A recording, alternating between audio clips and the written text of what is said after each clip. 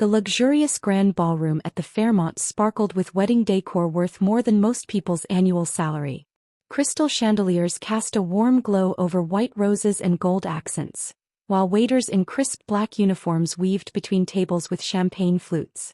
I adjusted my simple navy dress, elegant but understated, and watched my sister Emma twirl in her designer wedding gown, a $50,000 masterpiece that our parents had proudly funded. The dress fitting had been yet another event I wasn't invited to, but I'd seen the price tag in the Society magazine coverage. Sofia. Mom's sharp voice cut through my thoughts. She strode over in her silver mother-of-the-bride gown, pearls glinting at her throat. "What are you doing at the family table?" "The catering staff needs help in the kitchen." I met her gaze calmly. "I'm a guest, Mom. Emma invited me." Only because she felt obligated. Mom's perfectly lined lips twisted. "You embarrass us, Sofia. Everyone here is somebody important, doctors, executives, society people. And what are you? Some mysterious business consultant, who won't even tell us what she really does." Dad appeared beside her, tugging at his bow tie. "Your sister's marrying the CEO of Medical Dynamics. His guests include board members and hospital chiefs. We can't have you." He waved his hand vaguely, bringing down the tone. I checked my phone discreetly. A message from my executive assistant flashed. "Forbes interview goes live in 20 minutes. Sinan picking up the story." "You belong with the catering staff," Mom announced loudly enough for nearby tables to hear. "At least they're doing honest work, unlike whatever scheme you're running." The wedding guests fell silent, attention drawn to our family drama. Emma stopped mid-twirl to stare.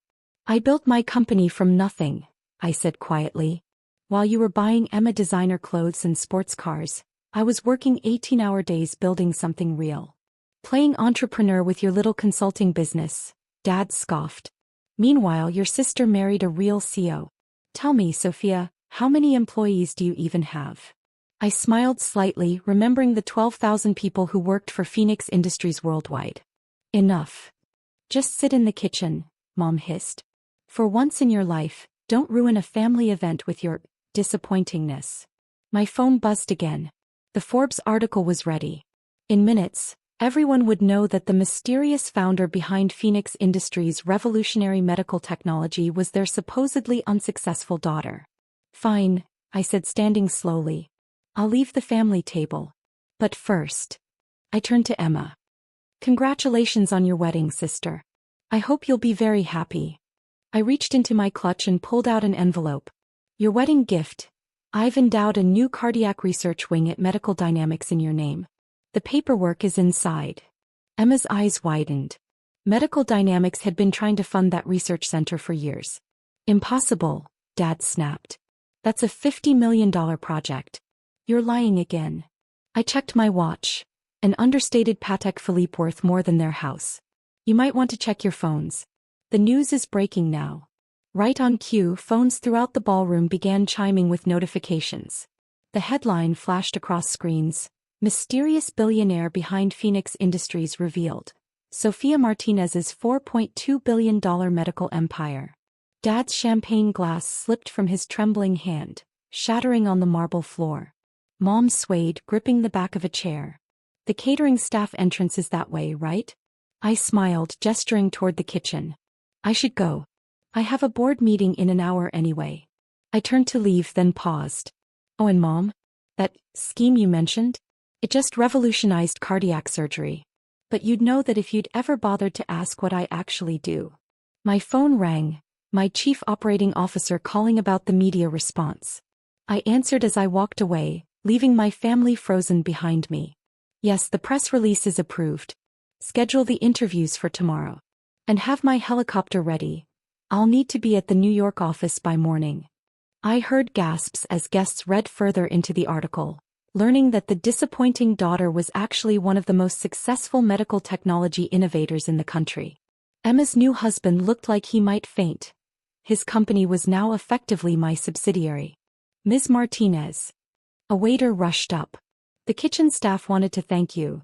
The medical benefits package your company provides is incredible." I smiled genuinely. "Please call me Sofia. And I take care of my people." I glanced back at my stunned family. All of them deserve respect, don't you think? The waiter nodded enthusiastically. Mom's face had turned an interesting shade of gray as she realized she'd just told a billionaire CEO to work in the kitchen. My phone buzzed again. The stock price was already climbing on the news. I stepped into the hotel lobby, leaving the whispers and shocked stares behind me. Let them talk. I had an empire to run. The next morning my face was everywhere. Every major news network, business publication and social media platform blazed with headlines about Phoenix Industries' mysterious founder finally being revealed. I sat in my penthouse office 60 floors above Manhattan, watching the media frenzy unfold on multiple screens.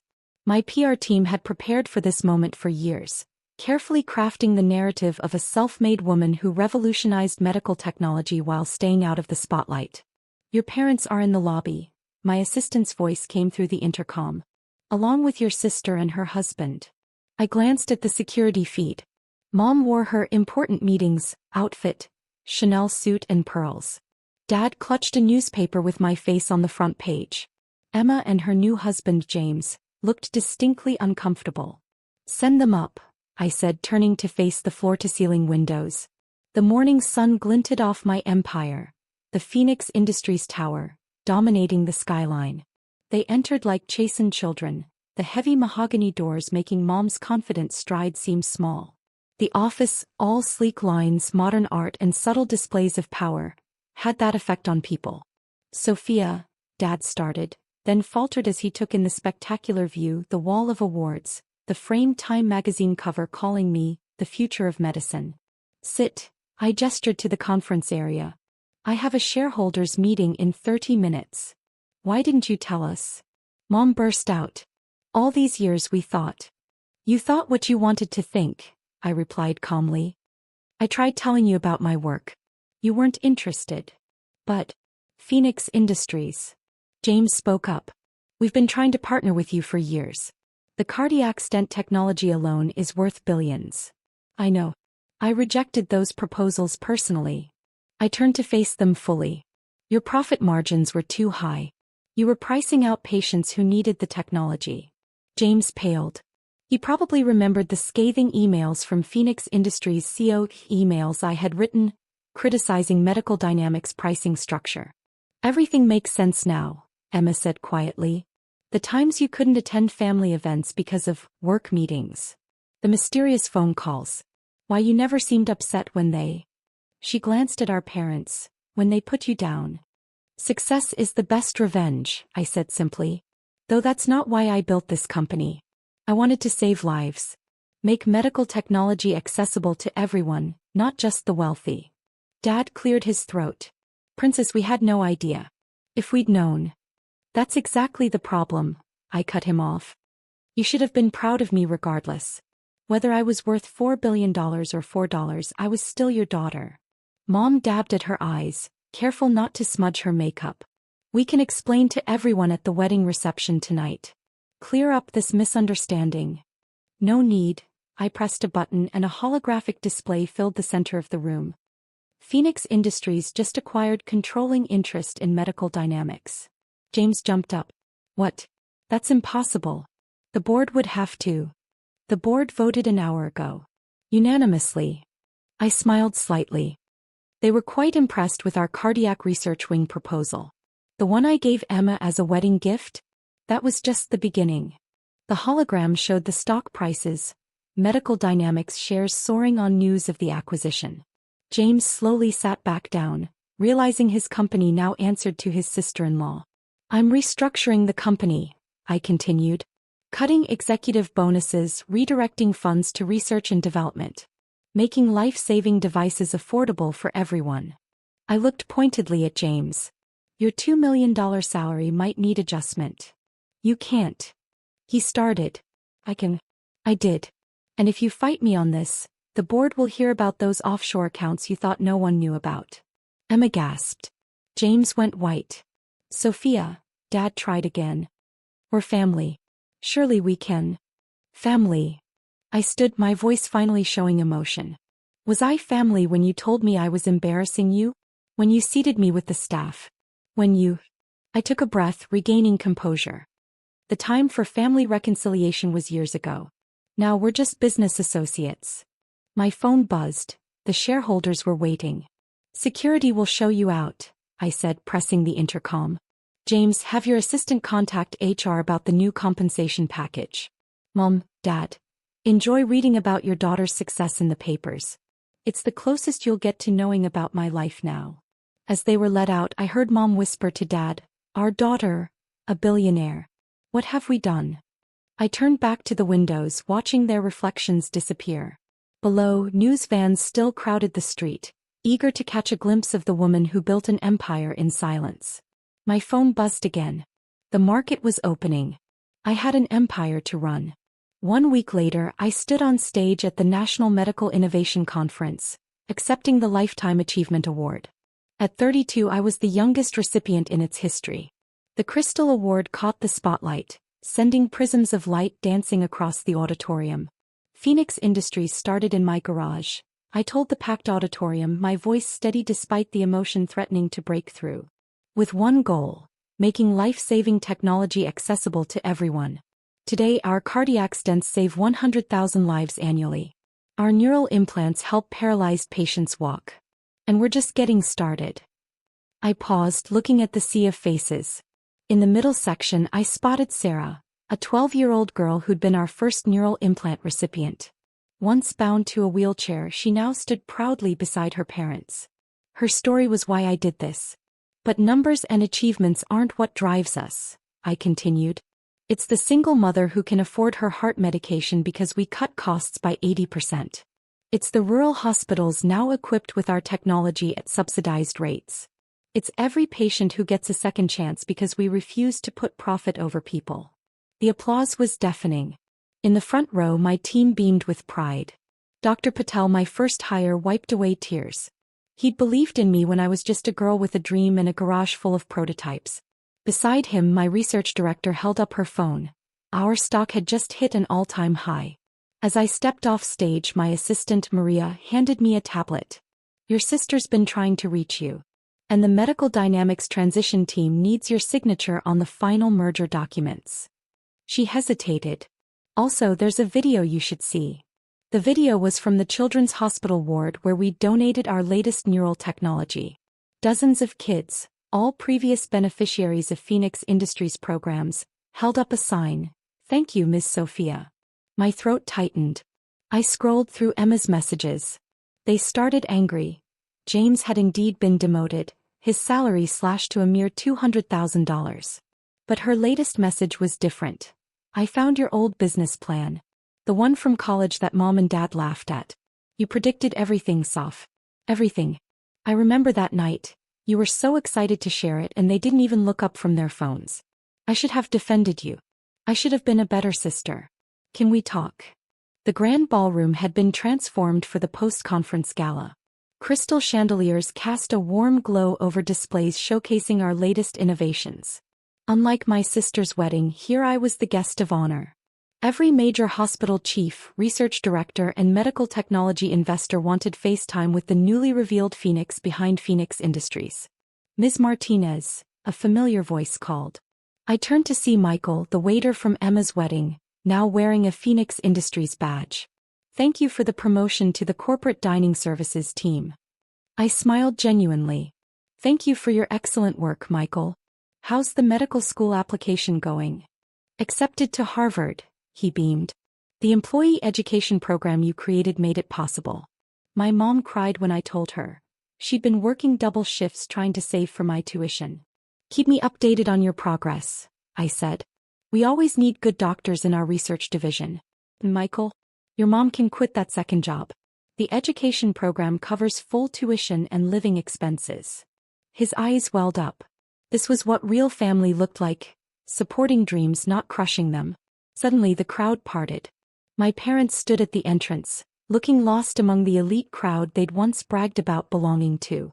Mom clutched her purse like a shield, while Dad's eyes darted nervously around the room. They don't have invitations, my security chief murmured. I watched them for a moment. Mom had worn her best outfit again, but it looked shabby compared to the cutting-edge fashion around her. Dad's shoulders were slumped, his usual confidence gone. They looked small. Not the giants who'd towered over my childhood dreams. Let them in, I said quietly. But stay close. They approached hesitantly, nothing like their usual entitled swagger. The room hushed, the drama of the wedding still fresh in everyone's minds. Dr. Patel moved protectively closer to me, remembering all the times I'd cried in the lab after family events. Sofia, Mom's voice trembled. We saw your speech. On TV. The little girl who can walk now. The single mother who wrote to thank you. The garage you started in, Dad added. It was our garage. All those nights we thought you were wasting time, all those times we told you to get a real job like your sister. You were building this, Mom gestured at the room, the success, the respect I'd earned. While we were bragging about Emma's country club membership, you were saving lives. I said simply. Despite you, not because of you. We were wrong, Dad's voice broke. So terribly wrong. Not just about your success but about everything. How we treated you. What we said. The way we made you feel unwelcome in your own family. Mom pulled out a folded paper, yellowed with age. We found this in our attic. Your first business proposal, the one we wouldn't read. You outlined exactly how you'd revolutionize medical technology step by step. The pricing strategies, the research priorities, even this conference. It's all here in your 16-year-old handwriting. She wiped her eyes. We should have believed in you. I took the weathered document, remembering the night I tried to present it at family dinner. They talked over me about Emma's new car instead. The past week has been educational, Dad continued. Seeing you through the world's eyes instead of our prejudiced ones. You're not just successful, Sofia. You're changing the world. That cardiac research wing you gave Emma? Mom added. The doctors say it will save thousands of lives. Our daughter saving thousands of lives. She reached for my hand, then stopped herself, unsure if she still had the right. I studied them carefully. Their designer clothes couldn't hide their exhaustion.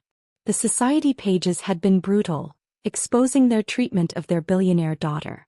Their social circle, the one they'd chosen over supporting me, had evaporated overnight. I can't forget, I said finally. But maybe we can move forward. Not as the family we were, but as the family we could be. That's more than we deserve, Dad whispered. Come, I gestured to an empty table. Let me tell you about what Phoenix Industries is really doing. Not the society page version. The real work. As we sat down, I caught Emma's eye across the room. She gave me a small, hopeful smile. Maybe there was healing to be done there too. Start at the beginning, Mom requested softly. Tell us everything we should have listened to years ago. So I did. I told them about the dreams they'd dismissed, the innovations they'd mocked, the empire I'd built while they weren't watching. And for the first time they truly listened. My phone stayed silent in my pocket. The empire could wait. Right now I had a different kind of rebuilding to do.